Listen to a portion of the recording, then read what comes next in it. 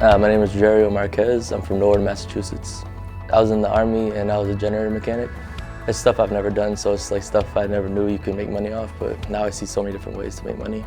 I enjoy electronic circuits. Before I came here, I was an electronics engineer, so those things kind of go hand in hand, and I've always loved car audio. So the first day, Joe told us that a lot of guys come here for car and then end up going into home theater or home audio, home security. That was my case. I got a couple options, lined up, but I'm looking to do structured wiring and that kind of thing. General technician.